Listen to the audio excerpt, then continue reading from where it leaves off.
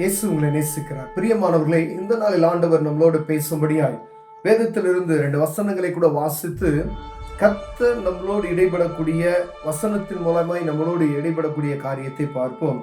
அது கலாத்தியர் புஸ்தகம் 3வது அதிகாரம் 27வது வசனம் 28வது வசனம் விடாய் சொல்லுகிறது. ஏனெனில் உங்களில் கிறிஸ்துவுக்குள்ளாக ஞானஸ்தானம் பெற்றவர்கள் எத்தனை பேரோ அத்தனை பேரும் கிறிஸ்துவை தரித்து கொண்டீர்களே. யூதன் என்றும் கிரேக்கன் என்றும் இல்லை, அடிமை என்றும் சுயாதனனும் என்றும் இல்லை, ஆண் என்றும் பெண் என்றும் இல்லை, நீங்கள் எல்லோரும் கிறிஸ்து இயேசுவுக்குள் ஒன்றாய் இருக்கிறீர்கள். பிரியமானவர்களே, உங்களில் கிறிஸ்துவுக்குள்ளான ஞானஸ்தானம், இயேசு கிறிஸ்துவிற்குள்ளான அந்த ஞானஸ்தானம் பெற்றவர் எத்தனை பேர்களோ அத்தனை பேருமே கிறிஸ்துவை தரித்து கொண்டீர்கள் என்று வேதம் சொல்லுகிறது. கிறிஸ்துவை தரித்து கொண்டவர்களாகிய நாம் எப்படிப்பட்டவர்களாய் இருக்க வேண்டும் என்று வேதம் அருமையாக நமக்கு சொல்லப்படுகிறது. பிரியமானவர்களே, பாருங்க, அது ஆண் என்றும் இல்லை, பெண் என்றும் இல்லை, சுயாதன் என்றும் இல்லை, கிரேக்கன் என்றும் இல்லை, எந்த மதத்தான எந்த இனத்தானா இருந்தாலும், எந்த ஜாதியானா இருந்தாலும் சரி, எந்த நாட்டானா இருந்தாலும் சரி, அப்படின்னு தான் போறீங்க. கிரேக்கன் எல்லா யாரா இருந்தாலும் சரி, கிறிஸ்துவுக்குள்ளாய் ஒரு மனிதன் ஞானஸ்தானம் பெற்ற ஒவ்வொருவரையும் ஆண்டவர் அவருக்குள்ளாய் மாறிவிட்டோம் என்று சொல்லப்படுகிறது. இயேசுவுக்குள் ஒன்றாய் இருக்கிறீர்கள் அப்படின்னு சொல்லப்படுகிறது. வசனம் பாருங்க. ஆனா நீங்கள் கிறிஸ்துவனைவரானால் ஆபிரகாமின் சந்ததியாராயும், அப்படின்னா நீங்க கிறிஸ்துவுக்குள்ள இருந்தீங்க அப்படின்னு சொன்னா ஆபிரகாமின் சந்ததி, விசுவாசத்தின் தகப்பன் ஆபிரகாமின் சந்ததியாயும் வாக்குத்தத்தின்படியே சுதந்திரராயும் இருக்கிறீர்கள். அப்ப வாக்குத்தத்தத்தை நாம் சுதந்திரித்துக் கொள்ளணும். நம்ம கிறிஸ்துவுக்குள்ளாய் இருந்தா நம்ம வாக்குத்தத்தத்தை சுதந்திரித்துக் கொள்ளுகிறவர்களாய் இருக்கும்படி அழைக்கப்படுகிறோம். பிரியமானவர்களே, அப்ப என்ன நமக்கு தெரியும்? ஒருவேளை நான் கிறிஸ்துவுக்குள்ளாய் ஒரு ஞானஸ்தானத்தை நான் பெற்றிருக்கிறேன், அந்த ஞானஸ்தானத்தை பெற்றது நிமித்தமாய் என்னுடைய பிரதிபலிப்பு எப்படி இருக்கிறது என்பதை பிறர் சொல்ல வேண்டும்.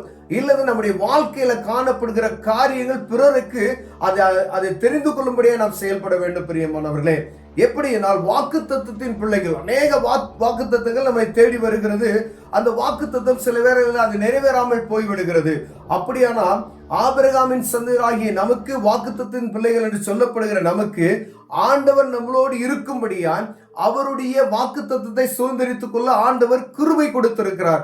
அப்படியானால் ஏதோ கிறிஸ்துவுக்குள்ள ஞானஸ்தானம் எடுத்துவிட்டு, பேருக்கு ஞானஸ்தானத்தை எடுத்துவிட்டு நாம் எப்பயும் போல நார்மலான ஒரு மனிதனாய் நாம் சபைக்குள்ள இருக்க வேண்டும், ஏதோ இயேசு கிறிஸ்துக்குள்ள ஞானஸ்தானம் எடுக்க வேண்டும் என்று எடுத்துவிட்டு நாம் எப்படி வேணாலும் நடந்து கொள்ளலாம் அப்படின்னு சொன்னா ஆபிரகாமின் சந்ததியாய் நீங்கள் மாற முடியாது. வாக்குத்தத்தத்தின் பிள்ளைகளாய் நீங்கள் மாற முடியாது. பிரியமானவர்களே, ஏன்னா கிறிஸ்துவுக்குள்ளாய் ஒரு மனிதன் ஞானஸ்தானத்தை பெறும் பொழுது அவன் என்ன செய்யறான்? பாவத்துக்கு மன்னித்து நீதிக்கு பிழைக்கிற ஒரு அனுபவத்துக்குள் மாறப்படுகிறான். பிரியமானவர்களே, அவன் பாவத்துக்கு மறிக்கிறான். பாருங்க, அவனை அடக்கம் பண்ணப்பட்டு புதிய மனிதனாய் பிறக்கிறான். ஒரு இரண்டாவது பிறப்பு உண்டான பிறகு அவன் ஆபிரகாமின் சந்ததி என்று சொல்லப்படுகிறது, வாக்குத்தத்தத்தின் பிள்ளைகள் என்று சொல்லப்படுகிறது.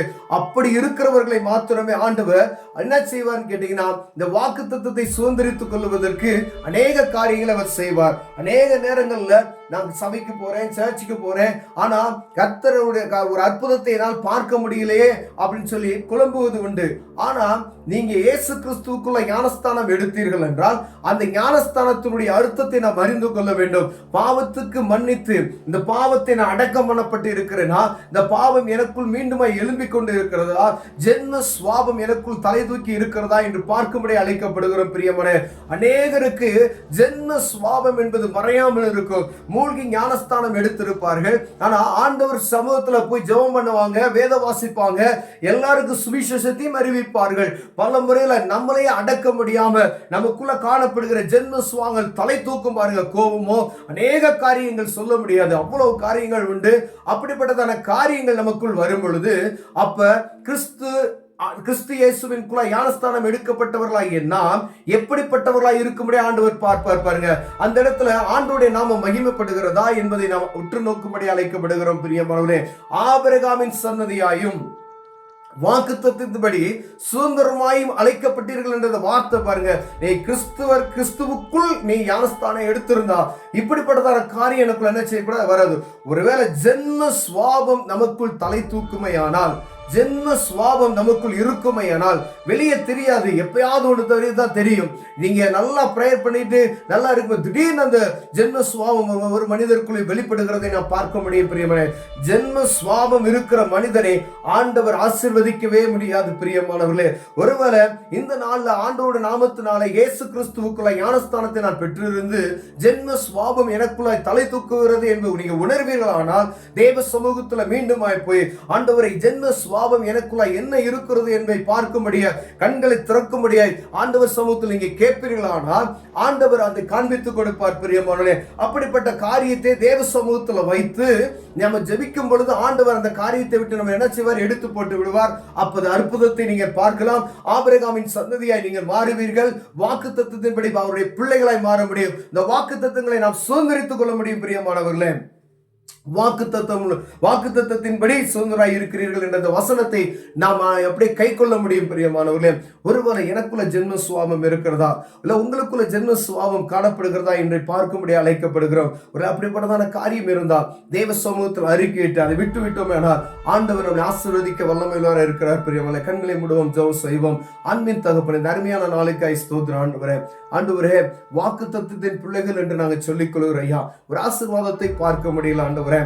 மூழ்கி ஞானஸ்தானம் எடுத்து கிறிஸ்துவுக்குள்ளாய் ஞானஸ்தானத்தை பெற்று இருக்கிறோம். ஒரு ஆசீர்வாதத்தை பார்க்க முடியல, ஆனா எங்களுக்குள்ளாய் மறைந்திருக்கிற இந்த ஜென்ம சுவாபங்கள் எங்களை எடுத்து போடுங்க நான் ஜெபிக்கிறேன் ஐயா. இயேசுவின் நாமத்தில் பிதாவே, ஆமென், ஆமென்.